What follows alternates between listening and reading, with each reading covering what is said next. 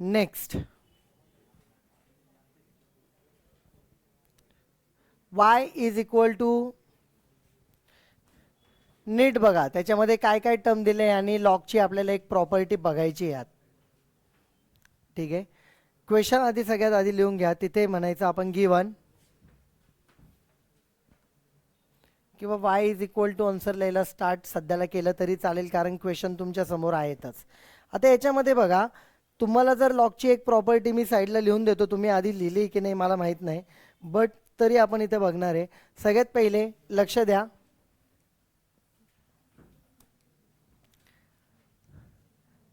a raised to log of b to the base a is equal to b. समजून घ्या, इथं जो base आहे त्याच्या रेस टूला कोण आहे? लॉग. लॉगचा बेस पण एच आहे, म्हणजे या दोन्ही व्हॅल्यू काय आल्या? तर आन्सर तुम्हाला जे आहे ना हे सगळं मर्ज होतं, तुम्हाला फक्त बी भेटणार. आलं लक्षात? यात काय अडचण आहे? ठीक आहे. आता बघा इथे 4 रेस टू, तुम्ही म्हणणार सर इथं लॉगच्या तर बेसला 2 आहे. हो 2 आहे, काय हरकत नाही. इथे लक्ष द्या, मी याला लिहिताना कसं लिहितोय, 4 ला लिहितो मी 2 raise to 2, 2 raise to 2.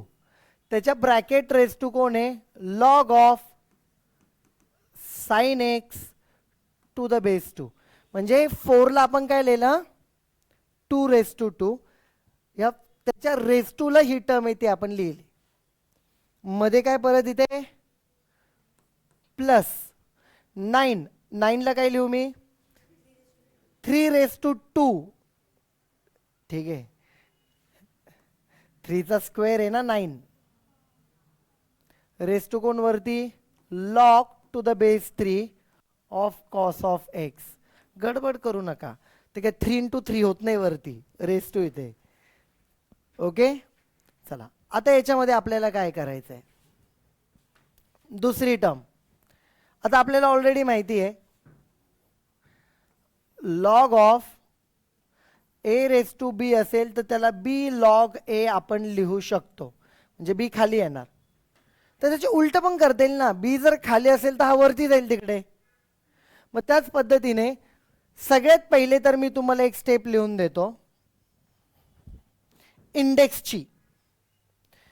a raise to b raise to c असेल तर a raise to b into c लिहिता येतं आपल्याला. रेस टू असेल ना, या दोघांचं काय होतं? मल्टिप्लिकेशन. किंवा हे इंडेक्स इंटरचेंज पण करू शकतात, सी खाली बी वरती. 8th स्टँडर्डचा रूल आहे आपला तो. ठीक आहे, आता इथं तेच झालेलं आहे. 2 रेस टू दिस. मग रेस टू हे जे रेस टू त्यांना इंटू करतो, याला लिहितो 2 log 2 sine of x plus 3 raise to ना त्याला 3 2 log of to the base 3 cos of x. नीट लिहा, कुठेही लिहिताना काहीही लिहू नका. आलं लक्षात? ही तर पहिली गोष्ट. आता त्यानंतर बघा, ही प्रॉपर्टी अप्लाय करायची. Log of a raise to b, तर बी खाली येत असतो, तर आर एच एस असेल तर त्याच्यावरून एल एच एस लिहिता येत. बी खाली तर वरती नेता येईल. म्हणजे फॉर एक्झाम्पल हा जो 2 खाली आहे, या 2 ला इकडे पॉवरला नेता येईल, आणि हा जो 3 इथं पण हा जो 2 आहे त्याला आपल्याला इकडे वरती आणता येईल. ओके, मग इथे बघा काय होईल. अजून ॲक्च्युअलमध्ये आन्सर काढायला स्टार्ट केलं नाही, आपण सिम्प्लिफाय करतोय. Therefore y is equal to 2 log to the base 2. इथे कोण होता? Sine X. इथला 2 वर गेला, इथे स्क्वेअर केला. तसंच 3 log to the base 3 cos of X. इथं जो 2 होता त्याला आपण इथं वरती नेला. ओके, आपल्या फॉर्मॅटमध्ये आलाय. आपला कोणता फॉर्मॅट? हा बघा, हा a raise to log to the base a of b. म्हणजे एक टर्म आहे, त्याच्या रेस टू लॉग आहे, त्याचा बेस आणि हा बेस सेम आलं तर एवढा पार्ट सगळा मर्ज होतो. आन्सर फक्त काय येतं? बी. त्या फॉर्मॅटमध्ये हा रेडी झालाय. तर तुम्ही इथं बघा काय होईल, 2 raise to log to the base 2 हे सेम, एवढा पार्ट मर्ज होणार. उरणार फक्त काय? साइन स्क्वेअर एक्स करून टाकू ब्रॅकेट स्क्वेअर म्हणजे. तसंच इकडे पण तेच झालं, 3 raise to log to the base 3 एवढा पार्ट मर्ज होणार आणि उरलेली टर्मच उरणार कॉस स्क्वेअर एक्स, ब्रॅकेटचा स्क्वेअर म्हणजे असा. Sine square plus cos square काय आलं आन्सर. हा आताशी तुमचा कोण आला आहे, त्याला जर डिफरन्शिएटिंग लिहून टाका तुम्ही पूर्ण विथ रिस्पेक्ट टू एक्स जर केलं, dy by dx is equal to काय, का कारण इकडे डिफरन्शिएशन घेतलं, राईटला पण घेतलं, 1 इज अ कॉन्स्टंट, त्याचा डेरिव्हेटिव्ह किती आला. नेक्स्ट एक्झाम्पलकडे जाऊ आपण.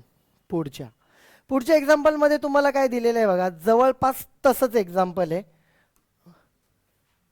नीट बघा टर्म्स काय काय दिलेल्या आहेत.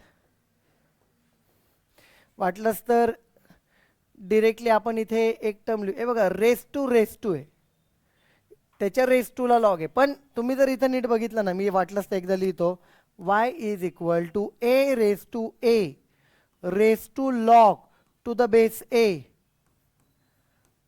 Cot of X. तर एक काम करू आपण, सगळीकडे बघत नका बसू, वरच्या टर्मकडे बघा फक्त. हे बघा ही, हा a raise to log to the base a एवढा पार्ट काय होणार मर्ज, उरणार काय फक्त, त्याला नीट लिहू आपण. Therefore y is equal to, हा खालचा बेस जो येतो तसाच, याच्या पूर्ण याच्यामध्ये एवढा टर्म जाईल निघून, इथे फक्त कॉट उरला बाय प्रॉपर्टी मग अशी बघितलेला. आता इथं डायरेक्ट डिफरन्शिएशन घ्यायचं, differentiating with respect to X dy by dx, A raise to function तो तसाच लॉग ऑफ ए, प्रॉपर्टी ना आपली, साईडला लिहून दाखवतो परत. ए रेस टू एक्सचं डेरिव्हेटिव्ह काय, ए रेस टू एक्स लॉग ए. समजा हा फंक्शन असेल तर इथे एफ ऑफ एक्स इंटू त्याचा काय येणार डॅश, फक्त आलं लक्षात. यात काय अडचण आहे तुम्हाला, ठीक आहे. तर म्हणजे ए रेस टू एक्सचं a raise to x log a, function असेल तर फंक्शन, त्या फंक्शनचा डेरिव्हेटिव्ह पुढे.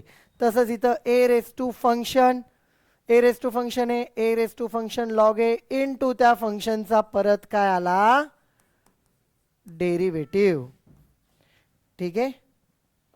नीट लिहू त्याला, which is equal to log a constant आहे, कॉटचा डेरिव्हेटिव्ह काय मायनस कोसेक स्क्वेअर. ती मायनस साईन डायरेक्ट सुरुवातीला लिहू, कॉन्स्टंट टर्म लॉग ए सुरुवातीला लिहू, a raise to cot x लिहू आणि याचं काय कोसेक एक्स. हे बघा कॉटचं derivative minus cosec x, minus sign सुरुवातीला लिहिली, कॉन्स्टंट सुरुवातीला लिहिली, ही टर्म आणि कोसेक एक्स तसंच तसं एकत्र लिहिलं तरी पण चालतं. हे तुमचं काय आलं त्याचं फायनल आन्सर, ठीक आहे. किंवा तुमचं काही कन्फ्युजन होत असेल तर त्याला सुरुवातीला लिहू शकतात डिरेक्टली. तुम्हाला वाटायचं आलं कुठून, याचा डेरिव्हेटिव्ह कोण मायनस कोसेक स्क्वेअर एक्स आणि पुढची term A raise to cot X into log A, this is the answer. एकच लिहिलं आहे, काही वेगळं लिहिलेलं नाही आहे. dy by dx. हे दोन एक्झाम्पल इथपर्यंत कळालं आहे. मग इथे लक्षात घ्या तुमचा जो पार्ट आहे तो ऑलमोस्ट झालेला आहे एक्सरसाइज फर्स्टचा. पुढचे जे एक्झाम्पल आहे त्या टाईपचे लागत नाही, एक्सरसाइजचे जेवढे तुम्हाला सॉल्व होतील तेवढ्या टाईपचे सॉल्व करायचे. याच्यामध्ये दुसरं काही नाही, यू इंटू व्ही रूल काही आपण ठिकाणी यूज केलेला असेल, काही ठिकाणी you by V rule use केलेला असेल आणि फॉर्म्युले डेरिव्हेटिव्हचे तर ऑलमोस्ट सगळेच लागलेले आहेत, ठीक आहे. तर 3 क्वेश्चन पहिले एक्सरसाइजमध्ये बघून झालेले आपल्याला, 3 टाईप. क्वेश्चन 1 मध्ये काय होते, क्वेश्चन 2 मध्ये काय होते, क्वेश्चन 3 मध्ये काय होते आणि फॉर्म्युले आपण बेसिकली बघितला. हा झाला कोणता तुमची एक्सरसाइज फर्स्ट, फक्त 1.1चा पार्ट. तर याच्यामध्ये जेवढे इथं हे 2 एक्झाम्पल आपण जस्ट बघितले 5th आणि 6th, हे लिहून घ्या पटकन. चला स्टार्ट रायटिंग डाऊन.